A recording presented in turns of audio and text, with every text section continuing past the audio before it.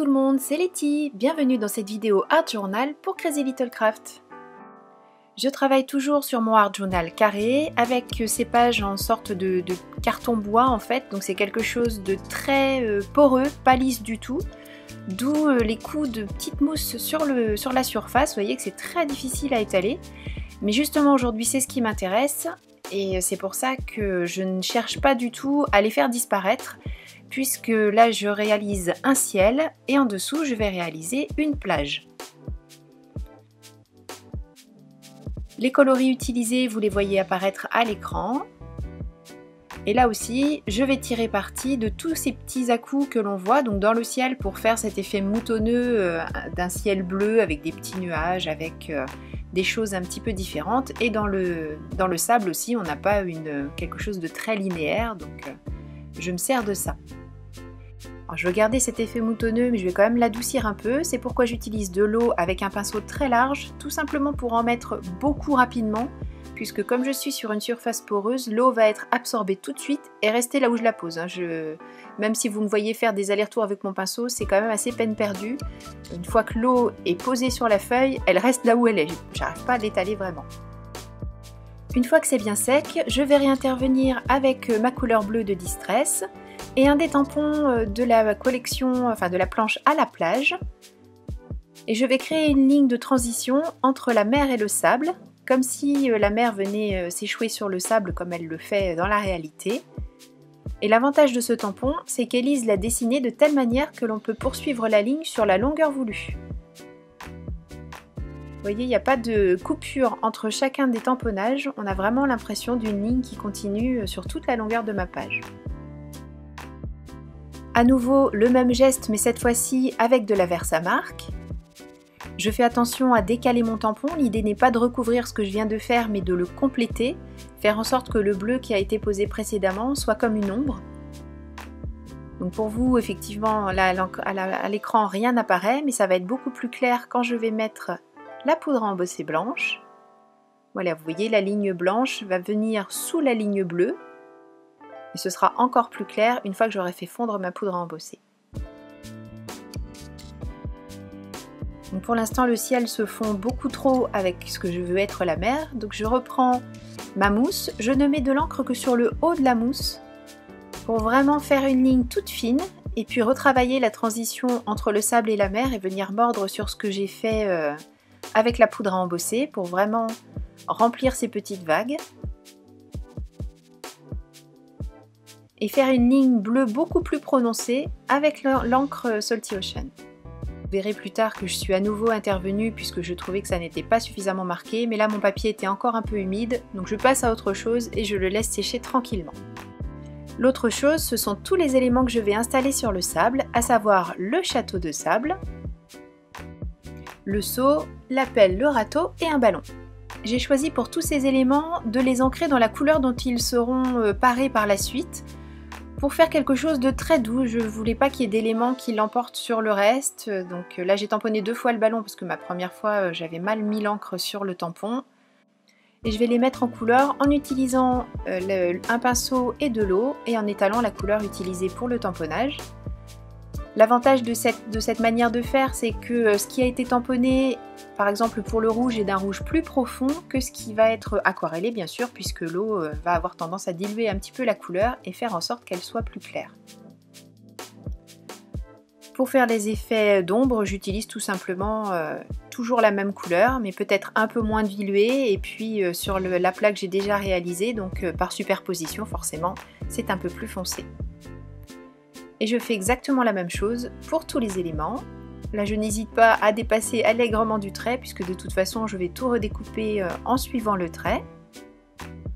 Et cette fois-ci, pour couvrir les tranches, je ne vais pas utiliser mon feutre comme je le fais d'habitude puisque je n'ai pas tamponné en noir, mais j'utilise l'encre que j'ai mise sur le ballon par exemple. Je vais utiliser l'encre bleue, je vais poser directement le ballon sur le pad d'encre et faire en sorte de faire tout le tour pour cacher les tranches blanches. Et je fais de même pour chacun des éléments dans la couleur qui lui correspond. Avant de coller en place le château de sable, je choisis de le retamponner directement sur ma page. pour retrouver l'élément moutonneux que moi j'ai supprimé à la découpe de ma pièce. Et la pièce, je la pose sur de l'adhésif double face pour lui donner un petit peu de relief. Le seau, lui, est collé directement sur la page, de même que la pelle et le râteau. Par contre, le ballon, j'ai choisi lui aussi de le mettre un petit peu en relief. Sous le seau, je veux faire des effets de sable également. J'utilise le cache qui est fourni dans votre planche de tampon. Et avec le coloris sable, que moi j'ai choisi pour évoquer le sable, j'utilise l'un des tampons de la planche qui reproduit ces petits mouvements du sable. Et j'en mets de chacun des côtés du seau. Et j'en rajoute un petit peu par-ci par-là sur ma plage. Et je peux ensuite terminer de coller tous les éléments. Je vais retravailler ensuite la transition entre le ciel et la mer, mais malheureusement ma caméra n'a pas filmé à ce moment-là. Donc j'ai utilisé mon pinceau, j'ai fait une ligne bien droite que j'ai estompée ensuite sur le haut. De cette manière, le haut qui correspond au ciel est un petit peu plus doux et on a bien une transition très marquée entre la mer et le ciel. Cette page de mon Art Journal étant celle du mois de juin, bien sûr, je tamponne le mot juin, que j'embosse à la poudre à embosser blanche. Et je vais souligner ce mot en utilisant la planche, un des tampons de la planche graphique 1, que je vais tamponner avec une encre bleue plus soutenue que celle de tout à l'heure, puisque c'est le coloris Chipped Sapphire. Toujours à la Distress Oxide. Comme je veux faire un tampon de seconde génération, je fais mon premier tamponnage sur une feuille de brouillon et ensuite le tamponnage définitif sur ma plage. Sur ma plage, oui, oui pourquoi pas. Sur ma page. À l'aide d'un chiffon, j'enlève le bleu qui s'était déposé sur la partie embossée blanche. Pour faire un rappel du sable, toujours avec le même tampon, je vais faire un tamponnage avec le Brushed Corduroy tout en haut de ma page. Et également sur le sable, c'est d'ailleurs par ça que je commence. Pour apporter des touches un petit peu plus graphiques, un peu plus cassantes entre guillemets, puisque jusqu'ici tout était très doux, donc je souhaite contraster en utilisant ce tampon graphique et faire en sorte de faire des rappels un petit peu de couleurs partout autour et aussi de créer un cadre, comme vous savez que j'aime bien refermer tout ce que je fais. Pas enfermer, mais refermer un petit peu tout ce que je fais. Et j'utilise ce tampon aussi avec le coloris Salty Ocean, toujours pour rester dans les mêmes tonalités, faire des rappels. Et apporter donc tous ces éléments graphiques sur la composition.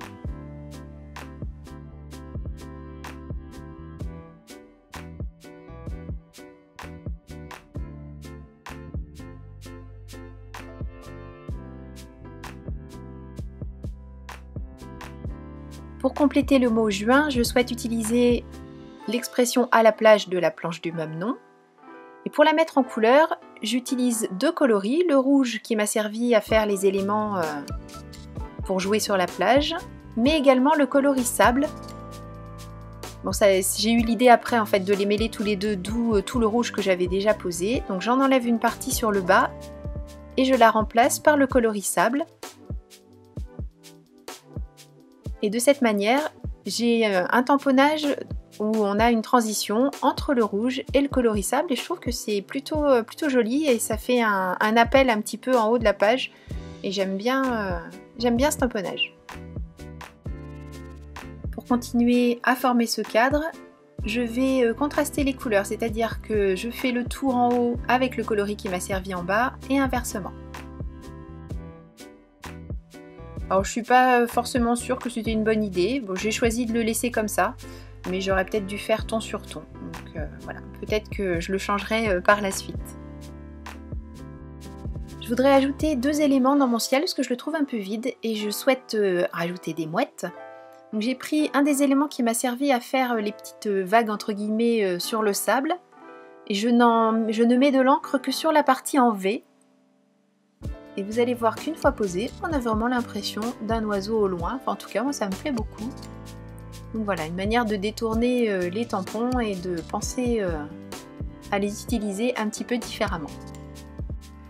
Merci beaucoup d'avoir suivi cette vidéo. Je vous donne rendez-vous très bientôt pour une nouvelle création pour Crazy Little Craft. Et surtout, d'ici là, prenez bien soin de vous. Gros bisous, bye bye.